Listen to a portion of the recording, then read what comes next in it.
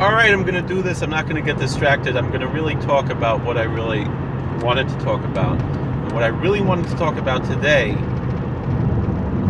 and I've actually wanted to I really want to talk about it yesterday, to be honest, is the right and wrong reactions to disasters and how people politicize things that should not be politicized. And especially, I wanted to talk about how attacks have come against Pastor Joel Osteen from Lakewood Church in Texas. Osteen, I guess. And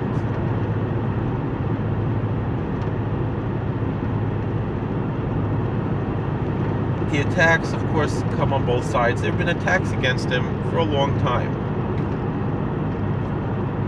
But when, things like this, people just take... And I know Pastor Osteen probably, I think these things just roll off of his back. Because it seems like that's just the type of guy he is. And I think he's really real, like what he claims to be and what he represents himself as. I don't think he's a phony. There's this knee-jerk reaction that people just assume that any pastor who goes on TV is a snake oil salesman and a phony. And, you hear pastors say that, I remember when I was a chaplain in Petersburg prison, and there was a young chaplain there. I think he was a Baptist pastor. And he was like, oh, any of these guys on TV, they're just... And I was like, really? Like, he had zero respect for any televangelist. And I don't feel that way, Pat Robertson or Joel Osteen or John Hagee. People can disagree with their theology and things, sure. And I obviously do too. I'm not a Christian. But the same thing, even those were all Protestants. Even, Bishop Fulton Sheen and people like that. I think they really, sure, we can disagree with them, but I don't think everybody's Jim Baker or,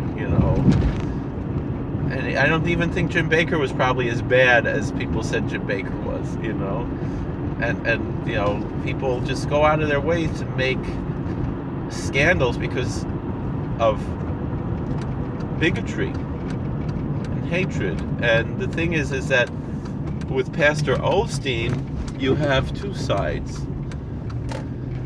You have the secularists who just hate him because he's religious. And the thing is, he's the least threatening religious person you could ever imagine.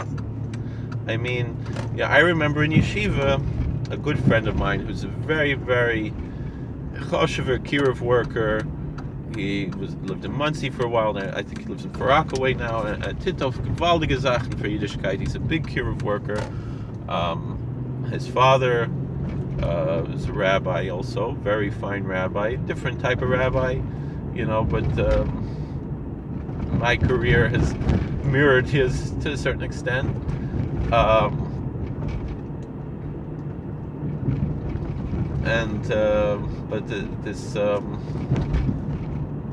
This friend of mine, when we were in yeshiva, he said, he's gonna go to Madison Square Garden to see Joel Osteen live, the yeshiva bacher with payas, in a black hat, and he said he's gonna go to go. His payas are under his yarmulke, so you don't know that he has payas. You wouldn't know it, but he has long payas,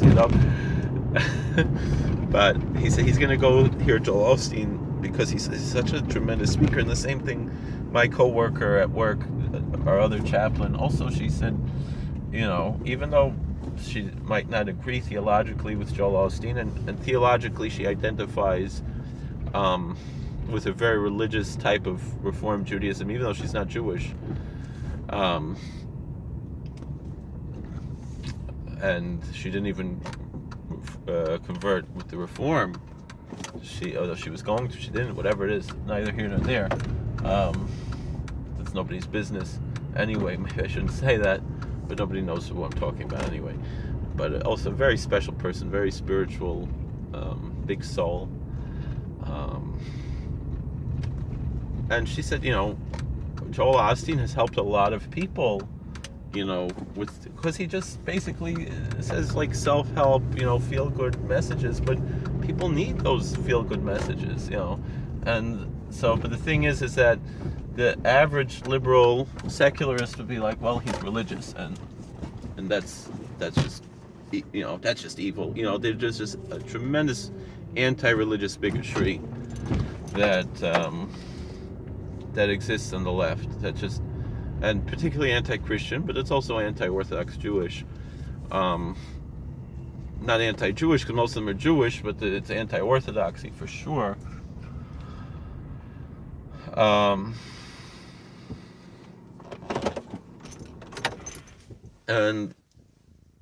And so that's one side, and on the other side there are people who are devout Christians who feel that he watered down religion too much and he doesn't preach enough. Not that he doesn't preach fire and brimstone, but he doesn't preach enough about the cross and faith and things, and instead he just preaches self-help and prosperity gospel and things like that people find offensive. But the thing is that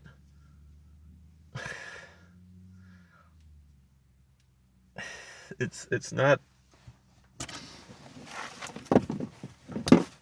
that's not, all these people who are upset because the fact of the matter is that his church is not designed to be a homeless shelter. He doesn't have showers, and it can be a temporary shelter, and he says he's willing to help those. And they just spread this lie that he's closing the doors, he's not letting anyone in, and it's not true. And so people specifically told a lie. Why?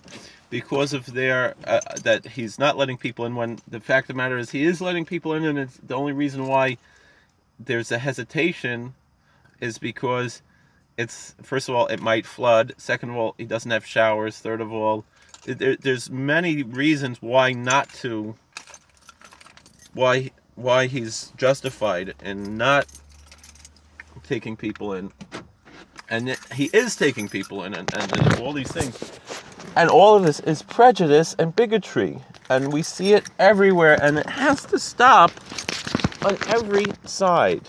It has to stop everywhere.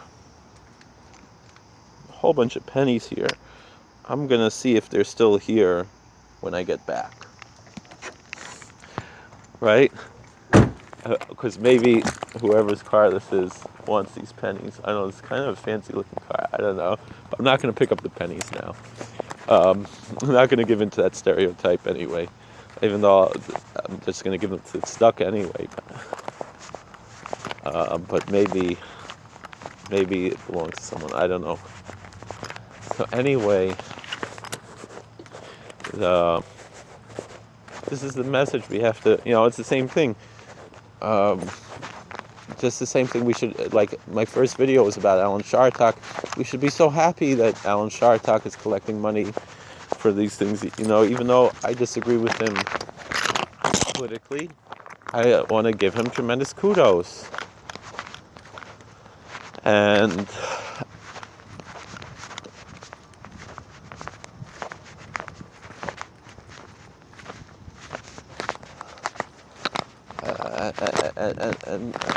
so the same thing we could say, we gotta stop with this knee-jerk reaction,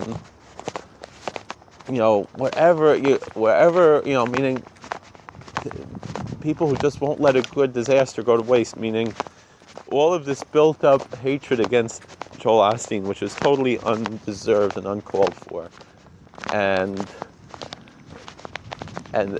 but that's neither here nor there. And then it just all comes out on both sides when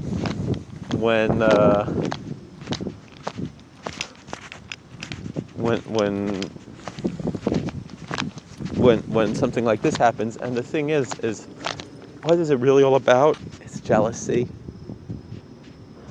That's all it is. It's jealousy. Because people are jealous that they didn't accomplish what he accomplished, and they don't have what he has. And that's the truth, And we got to stop being jealous. And maybe if we stop being jealous, maybe we'll have a little bit more also ourselves. All right, God bless. Please like, share, and subscribe, and comment. Be well.